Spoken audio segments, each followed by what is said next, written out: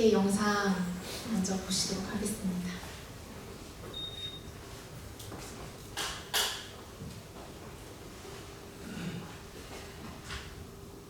그 한 30대, 40대들의 이혼 사유 1위. 1위. 네. 요즘 네. 가장 뭐 좀 예전과 좀 다르다. 이게 뭔가요? 상담 오시는 30대 중후반 분들의 그 특이점이 있는데요. 네. 거의 다 돈 문제. 돈. 예. 근데 예를 들어서 돈을 누가 못 벌고 네. 뭐 이런 문제가 아니고요. 네. 그 생활비 네. 분담에 있어서 네. 문제인 거예요. 그게 무슨 의미예요? 그러니까 거의 다 요즘에는 10,000원이잖아요. 거의 네. 뭐 그 결혼 정년기가 네. 거의 이제 30대 중후반. 거의 중반에 결혼을 그쵸. 하는데. 보통 그러면은 거의 맞벌이를 하고, 그죠? 그 출산도 되게 늦어지고 하는데, 보면은, 요즘에는 결혼 비용도 거의 반반씩 되는 것 같고, 네. 거기부터 이제 시작이 되죠. 그래서 이제 뭐 혼수 비용이나 결혼 비용, 그 다음에 그 이후에 생활비까지 거의 두 사람이 거의 엑셀을 정리를 해요. 그 결혼 이후에 생활비를 어떻게 분담할 것인지에 대해서 되게 뭐 사회생활 하는 것처럼 이렇게 서로 얘기를 하고서 하는데, 이제 그게 실질적으로 사실은 결혼 생활을 하다 보면은 그게 네. 본인들의 생활과 계획과는 좀 틀어지는 게 있잖아요. 그렇죠, 틀어지죠. 근데 그게 이제 틀어지다 보면 이제 그게 다툼이 생기고 거기에 있어서 못 살겠다 하고서 오시는 부분이 있는 거예요. 아니 그 30대 중후반에 네. 결혼해서 네. 30대 후반에 이혼 상담을 왔으면 네. 결혼한 지 몇 년 되지도 않았을 거의 2, 3년, 거의 1, 2년. 그러니까 예, 그런 부분들이 되게 많은데, 어떤 거냐면은 이제 보통 맞벌이를 하기 때문에 공동생활 통장을 많이 만들어 놓고 거기에 일정 비율 돈을 넣고 그거를 소득을 각자 관리를 해요. 네. 그게 예전에는 되게 저는 이상하다고 생각을 했어요. 사실은 제가 항상 말하는데, 부부는 경제 공동체니까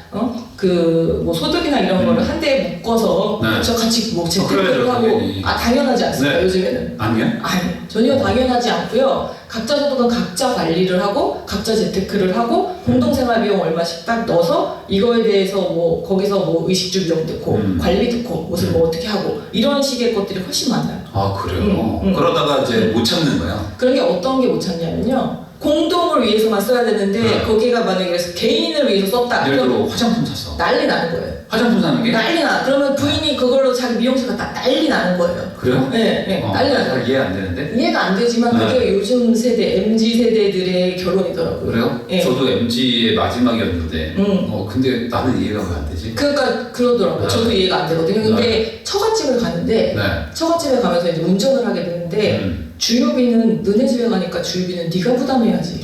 이런 식의 이제 다툼들이 생기는 거예요. 이거는 일부러 싸운 거는 게 아니고 아니, 진심으로. 정말로 진심으로 그게 자기네들은 항상적으로 생각을 합니다.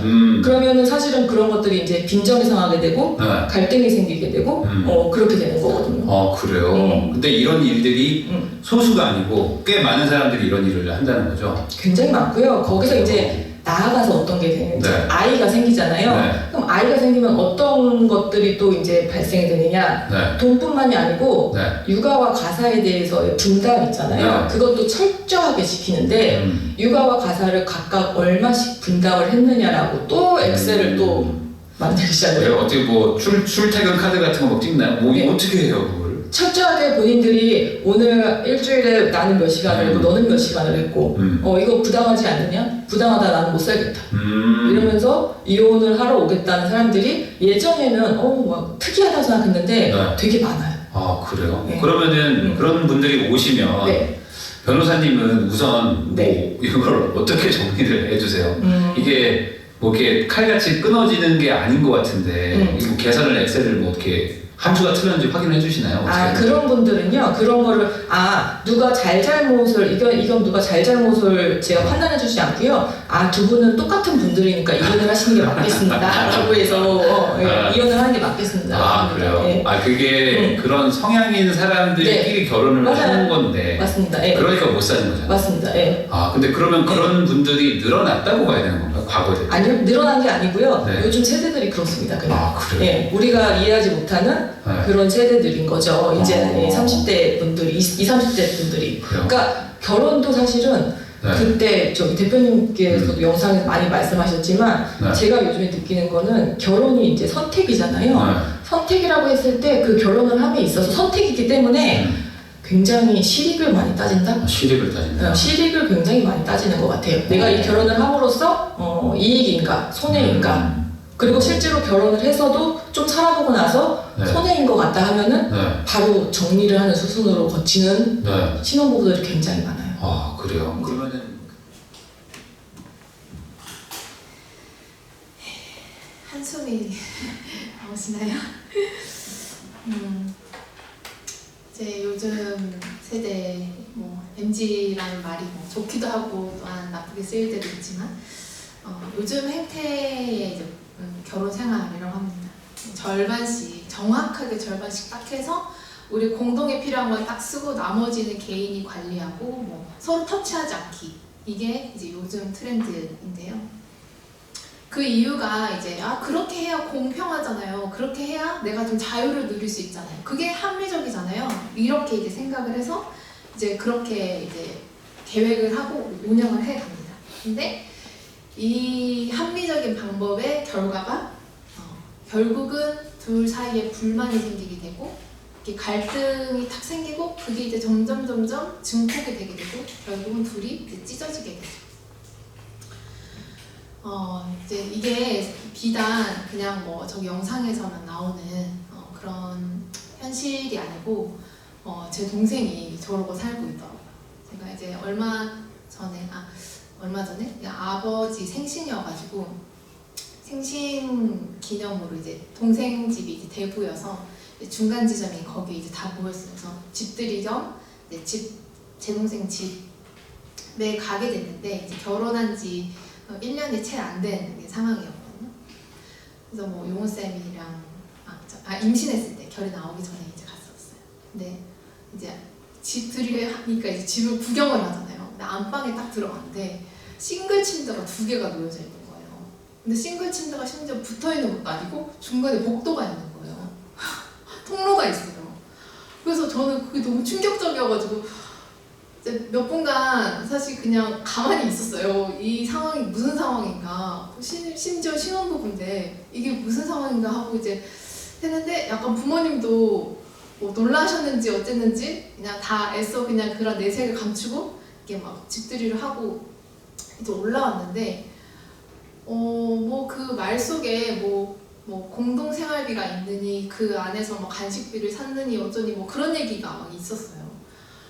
그걸 제가 딱 듣고 이제 막 이제 마음 고구마가 막 엄청 이렇게 생기더라고요. 그래서 동생이지만 제가 얘기를 할 수가 없잖아요.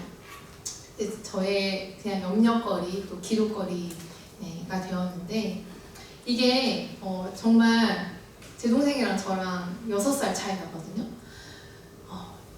6년만 딱 지나도 벌써 이게 팽배한 문화입니다. 그리고 뭐 제 나이 뭐 위아래에도 이게 이제 이미 많이 이제는 이상하지 않은 그런 문화가 됐는데요.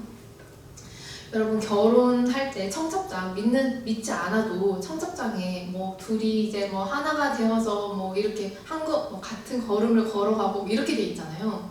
믿지 않는 사람도 둘이 하나가 되는 게 결혼이라고 생각을 합니다. 근데 왜 하나가 된다고 했지만 찢어질까요? 왜 하나가 되지 못할까?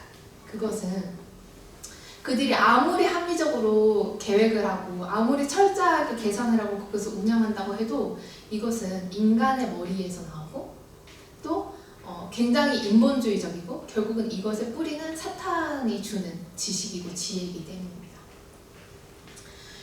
이것이 이러한 사탄이 주는 생각들이 이미 세상의 풍조에 만연해 있는 상황입니다. 사탄이 주는 지식으로는 절대 연합이 될 수 없습니다. 절대 행복할 수 없고 절대 온전한 하나가 될 수 없습니다. 그렇다면 하나님께서 하나가 될 수 있는 방법, 하나님께서 설계하신 하나가 될 수 있는 방법, 그것을 아주 명쾌하고 단호하게 오늘 본문에서 말씀하고 있는데요. 이 방식에 대해서 오늘 함께 나눠보고자 합니다. 이 중에는 결혼을 앞두신 분들도 있고 또 저처럼 갓 결혼한 삐약이 주부도 있고 또 많은 결혼 생활을 하신 분들도 있고 아니면 아예 배우자가 없으시거나 그런 경우도 있으신데요. 어떤 상황이라도 오늘 이 설교를 통해서 유익을 얻고 또 영적인 통찰 가운데 함께 은혜가 되었으면 좋겠습니다.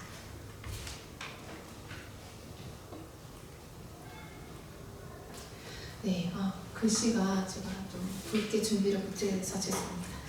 먼저 본문의 내용을 살펴보시면 이제 아내가 지킬 명령이 오늘 에베소서 5장 22절에서 24절까지 이제 나와 있습니다. 제가 읽어드리면 아내들이여 자기 남편에게 복종하기를 주께 하듯 하라. 이는 남편이 아내의 머리 됨이 그리스도께서 교회의 머리 된 것 같음이니 그가 친히 몸의 구주시니라. 그러나 교회가 그리스도에게 하듯 아내들도 범사에 그 남편에게 복종할지니라. 너희도 각각 자기의 아내 사랑하기를 자기같이 하고 아내도 그 남편을 경외하라. 이게 이제 아내가 지킬 명령입니다. 명령을 보시면 남편을 경외하여 복종하라 라고 되어 있습니다. 여기까지만 딱 읽으면은 아니 무슨 구시대적인 이게 지금이 21세기인데 무슨 복종이야 이렇게 이제 마음에 저항감이 생기고 그럴 수 있는데요. 이것이 하나님께서 우리에게 주신 명령입니다. 남편을 경외한다는 것은 남편을 사랑해서 복종하기도 하지만 때로는 두려움으로 내가 이 말을 지키지 않았을 때는 어떤 대가를 치르겠구나 그런 마음이 이제 두려움이죠. 우리가 예수님을 말을 따르는 건 두 가지 이유 때문이죠. 예수님을 사랑해서 따르기도 하지만 예수님의 말씀을 지키지 않았을 때 오는 징계나 대가가 두려워서 복종하기도 하잖아요. 이렇듯이 남편을 경외하여 복종하라. 복종하라는 것은 내가 하기 싫어도 할 상황이 아니어도 그 말 그대로 지키는 게 복종입니다. 이게 이제 아내가 지킬 것인데요. 이제 이 명령의 수준이 범사에 복종하라고 되어 있습니다. 모든 영역에 어떤 한 영역에만 복종을 하는 것이 아니라 모든 영역에 이렇게 복종하라. 네, 이제 남편이 지킬 명령이 25절에서 30절에 나와 있습니다. 남편들아 아내의 사랑하기를 그리스도께서 교회를 사랑하시고 위하여 자신을 주심같이 하라. 이와 같이 남편들도 자기 아내 사랑하기를 제 몸같이 할지니 자기 아내를 사랑하는 자는 자기를 사랑하는 것이라. 누구든지 언제든지 제 육체를 미워하지 않고 오직 양육하여 보호하기를 그리스도께서 교회를 보양함과 같이 하나니 우리는 그 몸의 지체이니라. 여기서 두 가지, 아까 아내에서는 키워드가 두 개라고 하면은 경외, 복종이라고 한다면 남편은 사랑, 보양이라고 할 수 있습니다. 아내를 이제 마음으로 사랑하고 보양하라. 보양은 이제 보호하고 양육하다인데요. 아내를 보호하고 아내를 위해서 쓸 것을 공급하고 아내의 부족한 것을 채우고 이런 것들을 하라는 거죠. 그 수준은 그리스도께서 교회를 위해서 자신을 주심같이 또 제 몸처럼 사랑하라 라고 하십니다. 예수님께서 교회를 위해서 자신을 주셨잖아요. 자기의 몸을 십자가에 죽으시면서까지 자기가 가진 모든 것을 주셨잖아요. 내가 고난당하고 내가 죽는 것은 모두 교회를 위해서, 성도들을 위해서 자신이 가진 모든 것을 내려놓고 포기하고 희생하면서 우리를 주셨잖아요. 그것처럼 그 남편이 해야 되는 것은 아내를 위해서 자신의 모든 것을 희생하고 다해서 아내를 사랑하고 내 몸처럼 사랑하라는 것입니다. 이것을 도식으로 한번 제가 그려봤는데 이제 왼쪽이 이제 그리스도와 교회의 관계예요. 그리스도는 교회의 머리이고 교회는 그리스도의 모험된 공동체죠. 교회는 그리스도를 마음으로 경외하고 또 행동으로는 복종하고 섬기는 행동들을 합니다. 그리고 예수 그리스도께서는 교회를 사랑하시고 교회에 필요한 것들을 모두 공급해 주시는 사랑으로 공급하시는 보양을 해주고 계시죠. 그래서 교회를 거룩하고 또 온전하고 영광스럽게 세우는 그 일들을 하고 계십니다. 이와 같이 동일한 맥락에서 동일하게 대입해서 남편과 아내 관계가 이와 같다는 거예요. 남편이 이제 아내의 머리가 되고요. 아내는 남편의 몸이 됩니다. 그리고 아내는 남편에게 경외를 하고 또 복종과 섬김을 하고요. 남편은 아내를 사랑하고 아내를 보양하는 일을 합니다. 그래서 아내를 거룩하고 온전하고 영광스럽게 하는 이 일을 해야 한다고 오늘 본문이 말하고 있습니다. 자, 그러면 구체적으로 어떻게 하는 것인지를 이제 알아볼 텐데, 이제 아내가 남편을 볼 때 남편이네 이렇게 하는 게 아니고 나의 머리다, 내게 오더를 내리는 존재다. 우리가 한 몸인데 남편이 머리야, 이렇게 여기는 거예요. 그리고 우리의 몸이 머리의 명령을 따라서 손과 발, 그리고 심지어 각 장기들까지 머리의 지시를 따라서 움직이게 되잖아요. 그것처럼 남편을 머리라고 생각하고 내가 그 지시를 받아서 움직인다, 이렇게 여기는 거예요.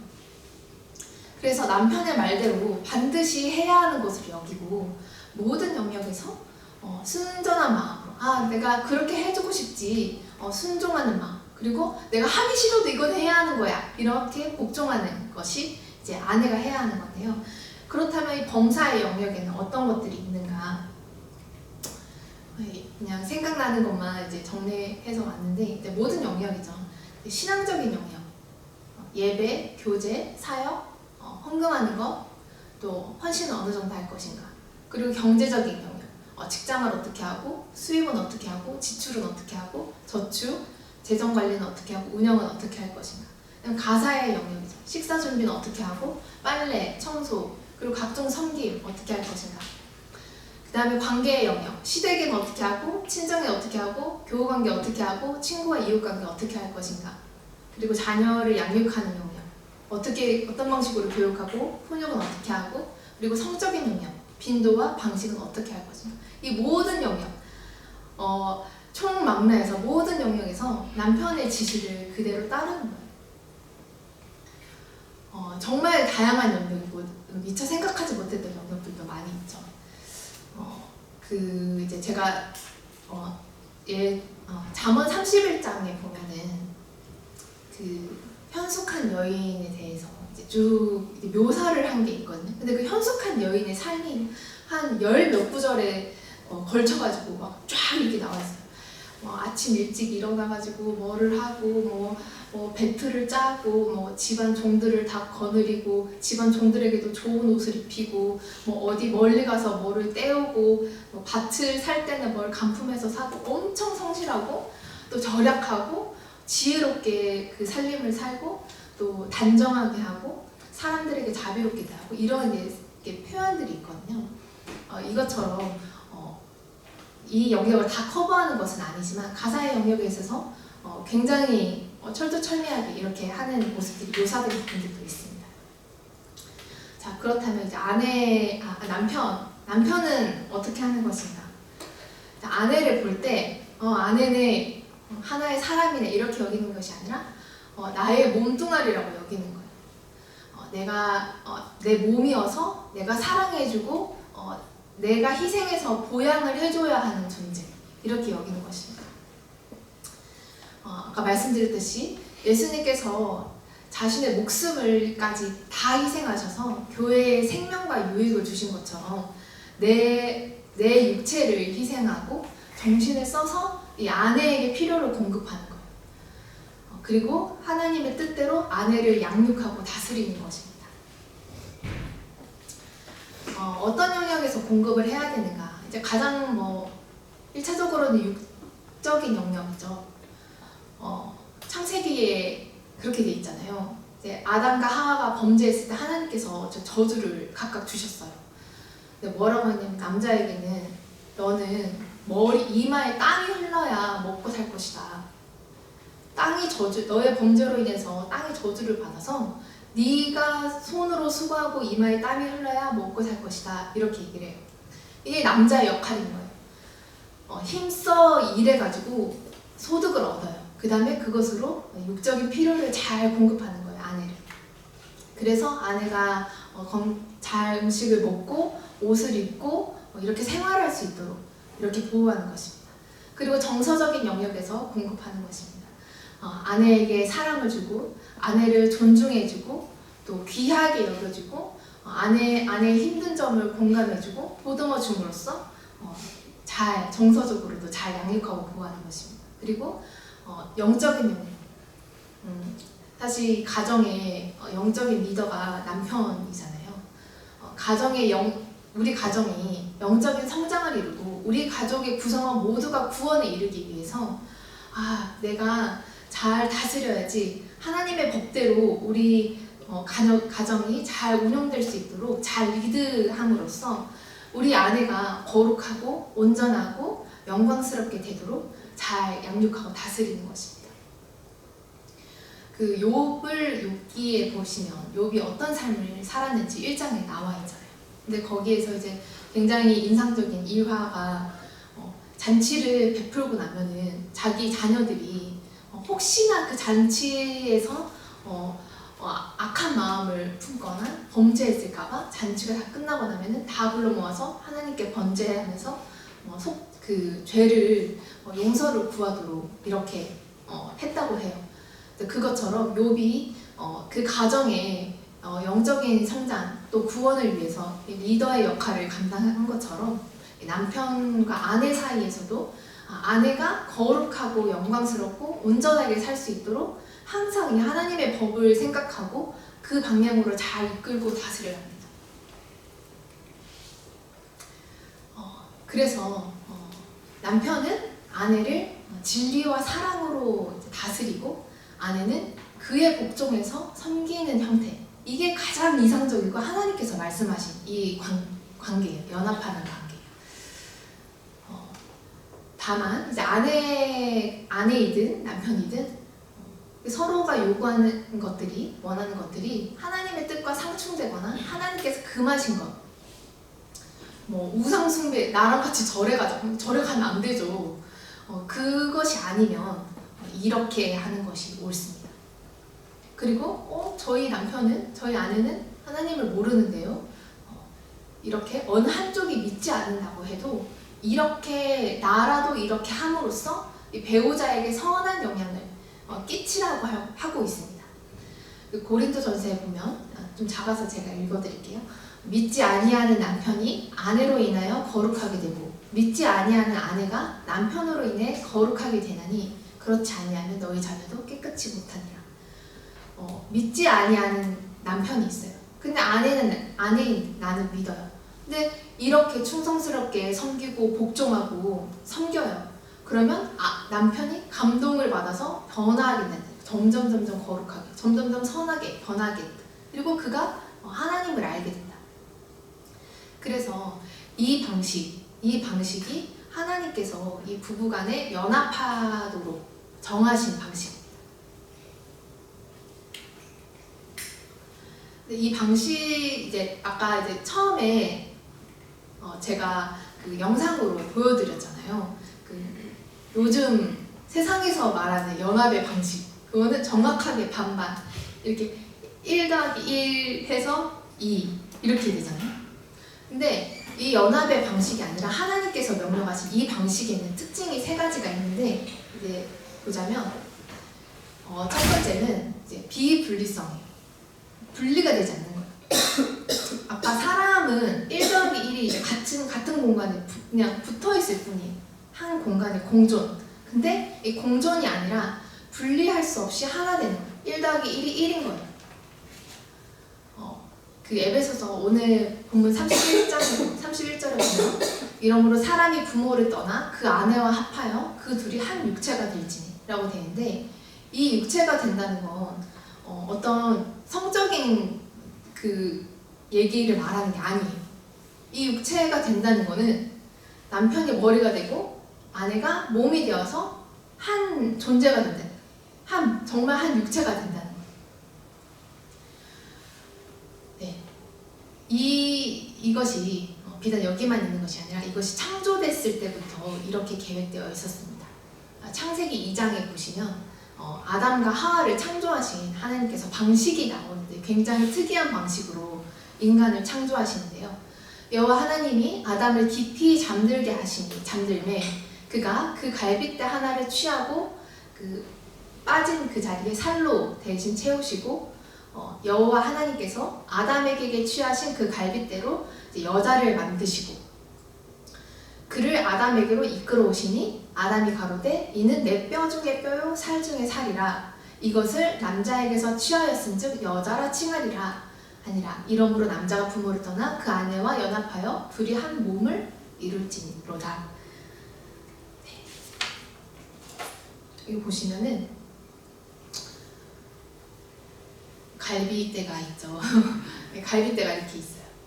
근데 어떻게 하나님께서 사람을 창조하셨냐면은 아담의 갈빗대를 하나 떼가지고 그 갈빗대로 여기서 뼈도 만들고 살도 만들고 여기다가 또 다른 어떤 물질을 붙여가지고 사람을 만드는 게 아니라 이 갈빗대로 뼈도 만들고 살도 만들고 해서 여자를 만드신 거예요. 자, 그러면 제가 문제를 낼게요. 이 몸이 여기에 속했을까요? 이 몸이 저기에 속했을까요?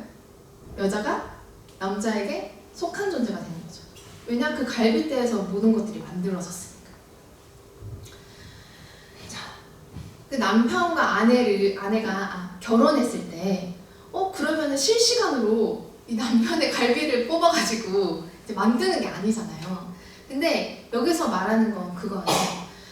남자와 여자가 결혼한 그 순간부터 이런 존재가 되는, 이런 관계가 맺어진다는 거예요. 이런 존재로 여기고 살라는 거예요. 그것이 인류 최초의 부부인 아담과 하와, 그들을 창조하신 방식에 이것을 계시해 놓은 거예요. 그래서 부모를 떠나 아내와 연합하여 한 몸을 이루게 하셨다는 것은 이렇게 별도의 공존이 아니라 분리할 수 없는, 몸과 머리를 분리하면 어떻게 돼요? 그냥 각각 노는 게 아니라 죽죠. 이렇게 분리할 수 없는 하나를 이루는 것이다. 네, 그리고 두 번째 특징은 이제 위계성이 있다는 건데요. 남자와 여자가 대등한 관계가 아니라는 거예요. 대등한 관계가 아니라 다스리고 복종하는 이 위계 질서가 있다는 거예요. 이와 관련된 구절이 굉장히 많이 있습니다.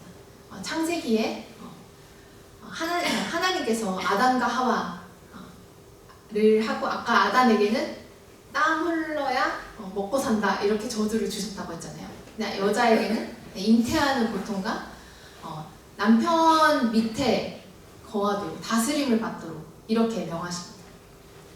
너는 남편을 사모하고 남편은 너를 다스릴 것이다. 너는 남편 아래 있어야 돼.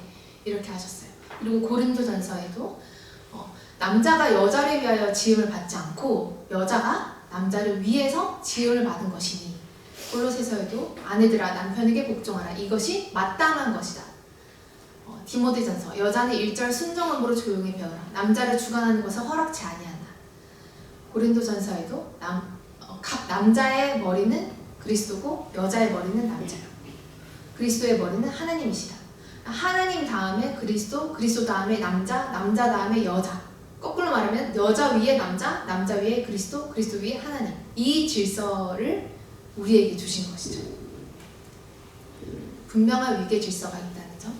그리고 마지막 특징은 불변성입니다. 다시 말하면 이 위치와 역할은 가변적인 것이 아니라 고정이 되어 있다. 불변한다는 것. 요즘은 이상하게 여자가 수입이 많거나 여자가 사회적 위치가 높거나 이렇게 그런 경우가 있을 수 있잖아요. 그러면 이 힘이 여자에게로 기울어요. 능력에 따라서, 조건에 따라서, 집안 배경에 따라서 이게 이제 다스리는 사람이 바뀌는 거예요. 그리고 남자가 여자의 말을 듣는 그 거꾸로 된 형태들이 많습니다. 이게 사탄적인 것입니다. 하나님께서 사람을 지으실 때 이 위계 질서로 절대 지으시지 않으셨어요. 그러면 남자와 여자에게 명령하시는 게 아니라 돈 많이 버는 소유가 많은 사람이 다스릴지니라 이렇게 얘기하셔야죠. 근데 그렇게 하지 않고 남편이 아내를 다스려라. 네. 그리고 밑에 보면 베드로전서 말씀 보면 전에 하나님께 소망을 두었던 거룩한 부녀들도 이와 같이 자기 남편에게 순복함으로 자기를 단장하였나니 사라가 아브라함을 주라 칭하여 복종한 것 같이 너희가 선을 행하고 아무 두려운 일에도 놀라지 아니함으로 그의 딸이 되었느니라. 이 베드로전서는 베드로가 이제 그 서신을 보낸 거죠. 이 베드로도 얘기하기를 전에 창조시만 아니라 그 이후에 대대손손 전에 하나님을 사모했던 그 부녀들, 그 아내들도 남편에게 순복하는 이런 아름다운 행위가 있었다. 그리고 심지어 사라는 아브라함을 주인이라고 불렀다. 주인님 이렇게 부른 거예요. 그럼 자기는 종이라는 거예요. 사라가 아브라함을 주라 칭하여 복종한 것 같이 너희가 선을 행하고 이 행위를 선하다고 규정하고 있잖아요. 너희도 그렇게 해서 그의 딸이 되어라. 이렇게 시대를 초월해서 창조시뿐만 아니라 구약의 시대에도 또 신약의 시대에도 그리고 오늘날에도 이것이 고정적인 거다. 그러니까 변하는 것이 아니다. 상황에 따라서 이런 특징이 있습니다. 자, 그러면은 왜 하필 이 방식 어떻게 보면 굴욕적이지 않은가 이렇게 생각될 수도 있지만 왜 이 방식을 지키라고 명령하시냐면은 첫 번째는 이제 온전한 연합 정말 하나가 딱 되려면 이게 가장 이상적인 방식이기 때문입니다. 여러분 한 나라에 왕이 2명이라고 쳐봐요. 한 나라에 왕이 있어요. 남왕도 있고 여왕이 있어요. 절대 한 사람이 폐위돼서 내려가지 않는 한 이 나라는 갈등이 생길 수밖에 없습니다. 그리고 이 갈등이 해결 안 된다. 한 사람이 내려가지 않는다. 그러면 절대 찢어지게 됩니다. 자, 그 리바이스 이 로고인데 이 말이 서로 다른 방향을 향해서 둘 다 말을 이끌고 있죠. 그러면 이 옷이 찢어지게 되겠죠. 온전한 연합을 위해서 한 사람은 이끌고 한 사람을 따르는 이것이 가장 이상적인 방법이다. 그래서 남편은 이제 길을 보는 거예요. 우리 가정이 구원을 받기 위해서 한 사람도 빼놓지 않고 구원에 이르기 위해서 또 영적으로 정말 높은 경지에 이르기 위해서 어떤 방향으로 나아가야 하는가, 무엇을 제거할 것은 없는가, 이것을 이제 망원경으로 쭉 주시하면서 이제 항해를 하는 거예요. 그러면서 이제 아내에게 시키는 거예요. 이거 이런 방식으로 하고, 이건 이런 방식으로 하고, 이렇게 하죠. 그리고 아내가 그것을 따라서 어떨 때는 돛을 올리기도 하고, 뭐 아내 식량을 공급하기도 하고, 아내 살림살이들이 살아가죠. 이게 이 항해를 할 수 있는 가장 이상적인 방법이잖아요. 한 사람이 앞에 길도 보다가 갑자기 올라가가지고 또 막 흘려요. 그리고 갑자기 다시 또 내려와서 방향을 막 조정해. 아니면 둘 다 달라붙어서 방향만 조절해. 이거는 그 배가 산으로 가는 그런 방식입니다. 그래서 한 사람이 이끌고 한 사람이 따르는 것, 이것이 가장 이상적인 방법입니다. 죄송합니다. 그리고 두 번째는 이 성별에 따라서 신체적으로 또 정신적으로 차이가 있습니다. 문제 해결에 있어가지고 남자와 여자 간에 뇌과학적인 차이가 있다고 이제 연구 결과로 밝혀졌는데 여러분들 많이 들어보셨을 수도 있어요. 남자는 문제 해결을 위해서 뇌를 편향적으로 쓴대요. 중요한 것 하나만 집중적으로 생각을 하는 거예요. 그래서 이제 여자에 비해서 이 생각과 지능을 담당하는 곳이 이제 회백질인데 이게 뇌의 껍질 부분 있잖아요. 이게 여자보다 7배가 많다고 합니다. 근데 여자는 장점은 뇌를 통합적으로 생각하는 거예요. 뭔가 하나를 딱 생각하면 착착착착착착착착 어떤 문제가 있고 착착착착 이건 이렇고 저건 저렇고 다 생각하는 거예요. 근데 여러 영역을 동시에 사용하는 능력이 있어요. 그래서 이 지능과 생각을 담당하는 회백질은 남자보다 적지만 이 여러 영역들을 연결하는 그 회백질 안에는 백질이 있거든요. 그러니까 오렌지로 치면 껍질 말고 과육 부분 있잖아요. 그 부분이 남자보다 10배가 많다고 합니다. 그래서 문제 해결을 할 때 남자는 집중적 가장 중요한 포인트, 하나님이 무엇을 원하시는가, 가장 우리 가정이 영적으로 유익된 복된 길은 무엇인가, 이것을 딱 집중적으로 생각하고 딱 결정을 하면 여자들은 그것을 따라서 행해야 되는 거죠. 그리고 또 여러 가지 영역들을 또 생각하면서 세부적인 영역들을 돌보면서 이제 처리를 하는 것이 가장 이상적인 관계죠. 그리고 이제 불안도의 차이가 이제 남녀 간에 있는데, 이 여자에게는 여성 호르몬이 나오고 남자에게는 남성 호르몬이 나오잖아요. 근데 이 여성 호르몬은 우리 몸에는 뇌를 진정시키는 신경 전달 물질인 가바라는 게 있는데, 이 가바를 이제 억제하는 그 영향을 준다고 합니다. 여성 호르몬이. 그러니까 여성 호르몬이 이 뇌를 진정시키는 걸 막는 거예요. 그러다 보니까 여자는 자연적으로 불안도가 남자에 비해서 높은 거죠. 그래서 우울증도 전 세계 만국 공통 남자에 비해서 2배에 달하는 이제 유병률을 가지고 있습니다. 근데 만약에 여자가 이끄는 일을 한다면 이 불안해가지고 그런 어떤 정서로 어떤 것을 결정하거나 이런 데 굉장히 취약하게 되겠죠. 이와 같이 베드로전서에 이렇게 되어 있습니다. 남편된 자들아, 이와 같이 지식을 따라 너희 아내와 동거하고 저는 더 연약한 그릇이요.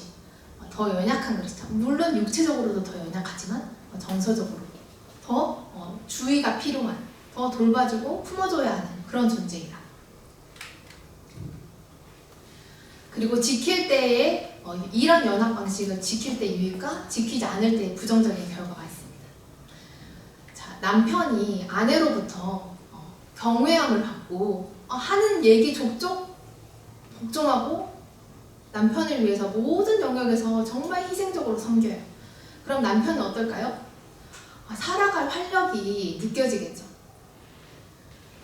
남편이 좀 어리숙한 판단을 하더라도, 남편이 뭔가 조금 부족하더라도, 당신 말대로 하자고, 당신 너무 수고했다고, 오늘 얼마나 고생 많았다고, 그렇게 사랑으로 희생으로 섬기며 따를 때, 경외하면서 따를 때 남편이 아내로부터 사랑을 느끼는 거예요. 그리고 자존감도 채워집니다. 그리고 내가 더 가정을 위해서 잘 이끌어야지, 이 책임감이 누가 뭐라고 하지 않아도 자발적으로 이것이 고양되게 됩니다. 그리고 아내는 남편이 사랑해주고 쓸 것을 충분하게 주고 보살펴주고 잘 다스려줄 때, 사랑으로 다스려줄 때 안정감을 느끼고 행복감을 느끼고 정말 나 사랑받는 것 같아, 정말 행복감을 느끼고, 또 나 남편을 위해서 이렇게 섬겨줘야지, 누가 뭐라고 하지 않아도 희생적으로 아침 일찍 일어나서 남편이 필요한 거 준비하고 저녁 늦게까지 수고하고 이런 섬길 의욕이 일어나는 것입니다. 그런데 이 방식대로 하지 않을 경우에 남편도 남편의 의무를 방기하고 여자도 따르지 않아. 남편의 말을 귓등으로 듣고 무시해. 남편인데 가정에 필요한 것들을 전혀 벌어오지 않아. 또 내지는 전혀 선하게 다스리지 않아. 그러면 서로 간에 이제 불만이 쌓이게 되죠. 그리고 이것은 자녀에게 고스란히 부정적인 영향을 주게 되고, 이 가정은 영적으로 이제 길을 잃고 방황하고 악으로 가게 됩니다. 고린도전서에도 이렇게 되어 있죠. 아까 말씀드렸듯이 믿지 않은 남편이 아내로 인해서 거룩하게 되고 믿지 아니하는 아내가 남편으로 인해서 거룩하게 되나니 너희가 이것을 안 하면, 한쪽이라도 노력하지 않으면 너희 자녀한테 기대하지 마라. 그들이 깨끗해질 리가 없다. 그렇죠. 나는 믿고 상대는 믿지 않아요. 근데 나마저 이걸 하지 않아. 그러면 둘 다 더러워지는 거죠. 그것을 보고 자라는 자녀도 절대 더러워지게 됩니다. 세상의 풍조에 물들게 됩니다. 이제 좀 다른 맥락에서 이제 아합 왕이 있는데요. 그 열왕기상에 보면은 하나님께서 아합 왕을 평가하셨는데 이렇게 평가해 놓으셨어요.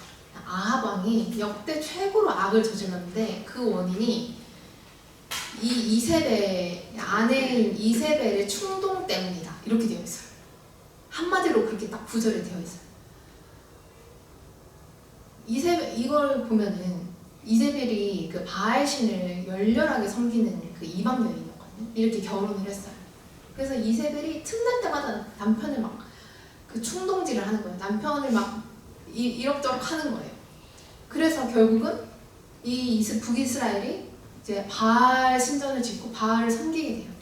나라가 통으로 이제 점점 악으로 치닫게 되는 거죠. 근데 결국은 굉장히 처참한 죽음을 맞이했는데 이렇게 이 질서를 지키지 않으면은 아내가 머리 꼭대기에 나와서 이렇게 하다 보면은 결국은 이 둘이 같이 악의 길로, 더러움의 길로 빠져드는 것입니다.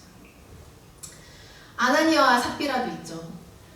누가 먼저 충동했는지는 모르겠어요. 그러나 아나니아가 제대로 진리로 다스렸으면 둘 다 죽는 일은 없었을 거다.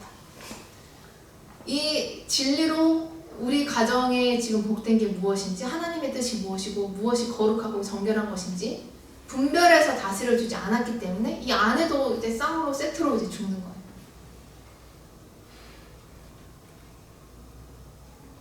그리고 이제 마지막 이유인데 이 부분은요, 그리스도와 교회 간의 관계의 표상으로 두신 관계이기 때문에 우리는 이 방식으로 지켜야 합니다. 연합해야 합니다. 표상이라는 말이 좀 어려워서 제가 단어를 찾아봤는데 추상적이거나 드러나지 아니한 거를 구체적인 형상으로 드러내서 나타나는 걸 이제 표상이라고 해요. 어떤 상으로 표현을 한다는 거예요. 굉장히 추상적이고 막연한 거를. 근데 이 그리스도와 교회 간의 관계가 눈에 보이지 않잖아요. 어떻게 보면 추상적이잖아요. 이거를 그대로 어떤 형태가 있는 상으로 표현해 둔 게 이 남편과 아내의 것입니다. 오늘 이 에베소서 5장 31절 32절 오늘 읽으신 본문의 마지막 구절인데 제가 한번 읽어드리면 이러므로 사람이 부모를 떠나 그 아내와 합하여 그 둘이 한 육체가 될지니 이 비밀이 크도다. 내가 그리스도와 교회에 대하여 말하노라 라고 되어 있죠. 이 아내와 남편 사이에 이 관계를 얘기하고 있는데 이거를 비밀이라고 하면서 이 안에 비밀이 들어있는데 이 비밀은 이게 그리스도와 교회의 관계와 동일하다. 아까 대입해서 이렇게 역할을 한 것에서도 한번 얘기했지만 여기서 분명하게 정확하게 짚고 있죠. 이 안에는 그리스도와 교회 사이의 관계의 비밀이 들어있다. 또 제가 계시록 배우고 있잖아요. 계시록 19장에 보면 어린 양의 혼인 기한이 이르렀고 그 아내가 예비되었으니 예수 그리스도를 남편으로 표현하고 있고 교회를 아내로 표현하고 있다. 그래서 이 부부라는 것은 그냥 어디 아무 그 족보 없는 남자와 여자의 관계가 아니라 그리스도와 교회의 관계 표상으로 두신 겁니다. 사람을 하나님께서 창조하실 때 자웅 꼭 남녀로 짓지 않아도 돼요. 자웅동체로 지어도 돼요. 어떤 동물은 그 안에 생식기가 남자도 있고 여자도 있거든요. 안에서 생식이 일어나서 자손을 번식을 해요. 자기 하나밖에 없어도 돼요. 그리고 어떤 동물은 무성생식을 해요. 아예 성이 없어요. 어떤 균 같은 것들은 성이 없어요. 그러면 자기가 이제 자기 세포 분열을 하면서 이제 자손을 퍼뜨려요. 근데 사람도 그렇게 만들 수 있어요. 성이 없거나 아니면 그 안에 자웅동체로 만들 수 있어요. 근데 왜 굳이 남자와 여자로 창조하셨을까? 필요 없는데, 굳이 그렇게 할 필요가 없는데. 이것은 그리스도와 교회의 관계를 표상으로 나타내시고자 남자와 여자로 하나님께서 만드신 거예요. 일부러 이렇게 연합해서 서로 사랑을 느끼고 온전한 연합의 관계를 이루라고. 그리고 그 관계를 통해서 예수님과 성도로서 그 방식으로 연합하라. 그렇게 두신 관계이기 때문에 우리는 부부 간에도 이러한 연합의 방식, 다스리고 복종하고 또 사랑하고 또 섬기면서 섬기는 그 방식으로 연합을 해야 합니다. 자, 그러면 이 명령을 지킬 수도 있고 지키지 않을 수도 있잖아요. 근데 지키는 여부에 따라서 결정되는 게 4가지가 있는데 첫 번째는 하나님의 평가입니다. 이 방식대로 온전히 연합하지 못할 경우 하나님께서 그 영혼을 볼 때 이 영혼은 부족함이 있네. 불순종하는 영역이 있네. 가정의 영역에서는 이 영혼은 불순종했어. 이렇게 여김을 받게 됩니다. 왜냐하면 이것은 명령이니까요. 명령을 지키지 않은 것으로 여겨진다는 거죠. 두 번째는 이 명령을 지키는 여부에 따라서 그 사람의 사역의 영향력과 상급이 결정됩니다. 디모데전서에 이렇게 얘기되어 있습니다. 집사들은 한 아내의 남편이 되어서 자녀와 자기 집을 잘 다스리는 자로 골라라, 세워라. 집사의 직분을 잘한 자들은 아름다운 지위와 예수 그리스도 안에 있는 믿음의 큰 담력을 얻느니라. 자, 집사라는 직분을 맡길 때 자녀와 그 아내도 포함이죠. 이것을 잘 다스리는 그런 인품적으로 훌륭한 사람을 선택해서 세우라는 거죠. 반대로 말하면 우리가 가정을 잘 다스릴 때 어떤 중요한 주님의 일을 감당할 수 있는 자리로 세워질 기회를 얻게 되는 거죠. 그렇지 않을 때는 얻지 못하는데 그 중요한 일을 감당할 기회를 얻게 되면 그 일을 통해서 선한 열매를 맺게 되고 그것을 통해서 상급을 얻게 되죠. 그래서 우리가 이 방식으로 연합해서 가정을 잘 다스리고 가정을 꾸리지 못하면 이 사역의 기회를 심각하게 잃게 됩니다. 그리고 성장의 수준이 결정됩니다. 사실 배우자는 가장 편하고 가까운 관계잖아요. 그래서 이 인격적으로 절제해서 대하기가 굉장히 제일 어려운 대상입니다. 자녀도 내가 때로는 함부로 대하지 못할 때가 있어요. 눈치 보면서 대할 때가 있고 부모님도 눈치 보면서 대할 때가 있는데 배우자는 나랑 살을 맞대고 되는 사람이고 가장 가까운 관계이다 보니까 내 안에서 일어나는 게 그냥 고스란히 마치 나를 대하듯이 이렇게 가기 십상입니다. 그런데 이 배우자에게 내가 온전한 수준으로 대하려고 시도할 때 내가 절제를 배우게 되죠. 절제함. 그리고 정말 내 안에서 겸손함. 그리고 인내하는 것. 배우자가 어떤 모양이든지 내가 섬기고 복종하는 할 때 인내를 배우게 되죠. 그리고 사랑. 정말 아낌없이 주는 그 사랑을 배우게 되고 또 온유함을 배우게 됩니다. 근데 만약에 내가 집 안에서 이것을 또 배우자에게 이것을 구현하지 못한다. 그러면 사실 이 인격적인 열매에서는 다 이제 미달인 거죠. 온전한 수준에 이르지 못하게 돼요. 근데 내가 배우자를 대상으로 이것을 계속 갈고 닦는다면 내 인격적인 수준이 이제 가장 최상의 경지로 좀 올라가게 되죠.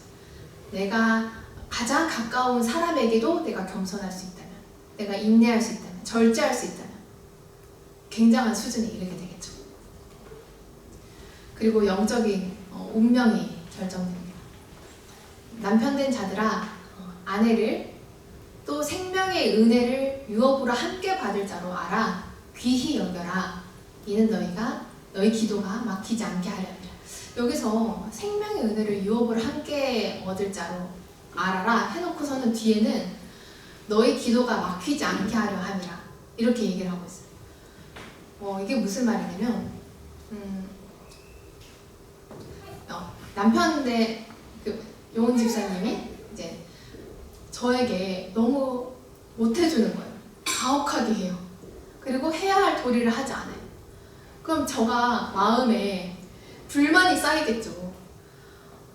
남편 된 도리를 아주 기본적인 것도 안 해주네? 이러면 이제 점점 이제 쌓이는 거예요. 합당한 분노가 이제 쌓이는 거예요. 그러면 이 용훈 집사님이 하나님께 기도하는 게 막힘이 있다는 거예요. 그래서 남편 된 자들아, 아내를 생명의 은혜를 유업으로 함께 받은 자. 그러니까 어찌 보면 영적인 운명 공동체인 거예요. 남편 혼자 잘한다고 되는 게 아니에요. 남편이 아내에게 못하면 이제 이 기도가 막히니까요. 자기가 하고 싶어도 올라가지지가 않는 거예요. 마치 여러분 팀 과제라고 해야 되나? 팀별 과제가 있어요. 3명이 있어요. 제가 조장이에요. 팀장이에요. 나머지 2명이 잘 못해요. 그래도 우리 셋 다 잘해야, 너 둘도 잘해야 우리 팀이 점수를 잘 받으니까 어찌됐건 챙기고 잘 하잖아요. 우리는 운명 공동체니까.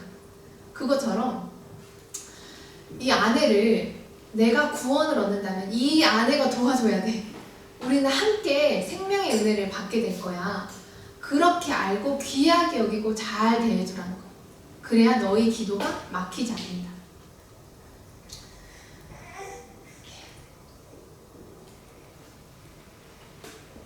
취할 태도입니다. 첫 번째는 여러분 부부간의 관계 방식에 있어서 세상의 풍조를 거부하셔야 합니다. 그리고 온전한 진리를 따르기를 결단하셔야 합니다. 그 맘카페, 저도 결혼하면서 맘카페에 가입했거든요. 20몇만 명 중에 저도 한 명인데 그 맘카페에 보면 부부 클리닉이 있어요. 거기 가면은 세상의 모든 사연들이 부부간의 그 문제들이 거기 올라와 있는데 다들 막 엄청나게 지혜롭게 답변을 해주거든요. 딱 보면 다 악한 것들이에요. 다 악한 것들. 그게 세상 풍조예요. 여러분 친구한테 답변을 구하거나 그런 동호회에서 답변을 구하거나 그렇게 하지 마세요. 그 모든 것들이 세상 풍조입니다. 그리고 내 안에 이미 그런 풍조들이 드라마를 통해서, 영화를 통해서, 사람들의 대화를 통해서 그것이 다 스며들어 있어요.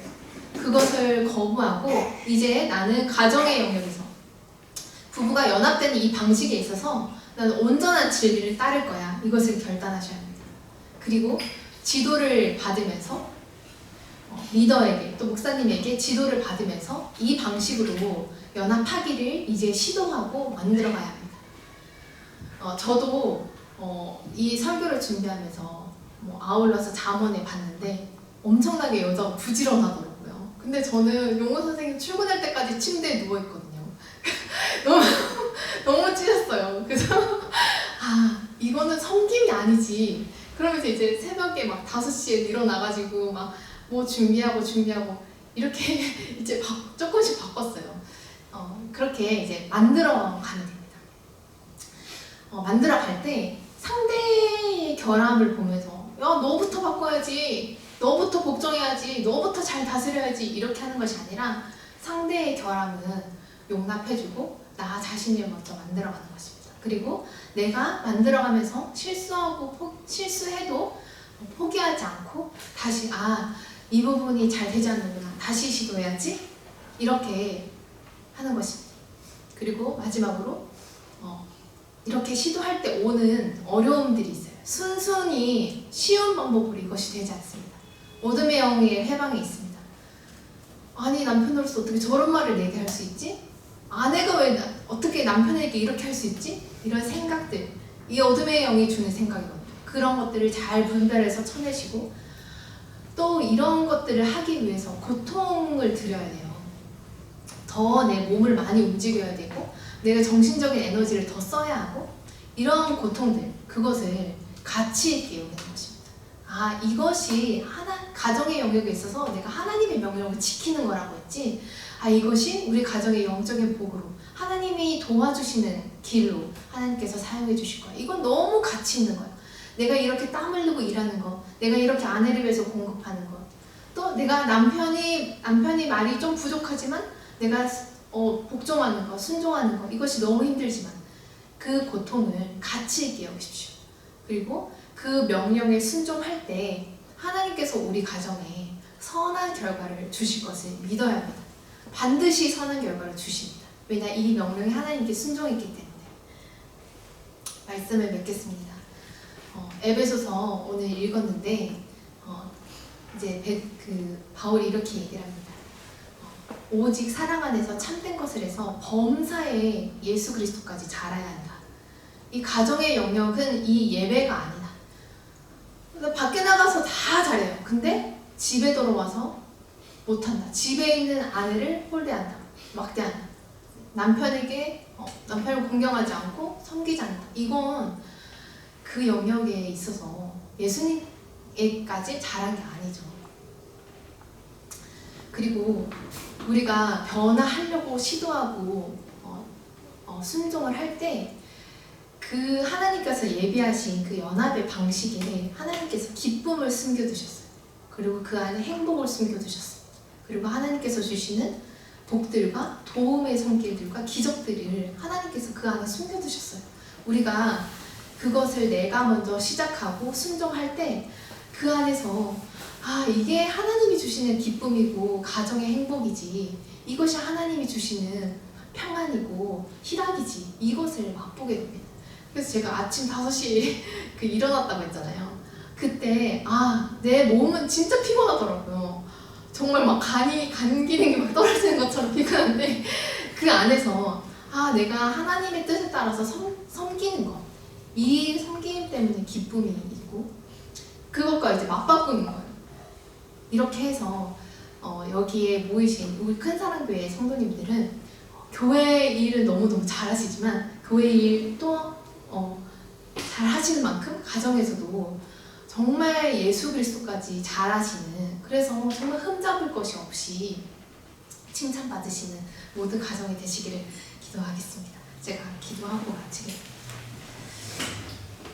하나님 아버지 감사합니다.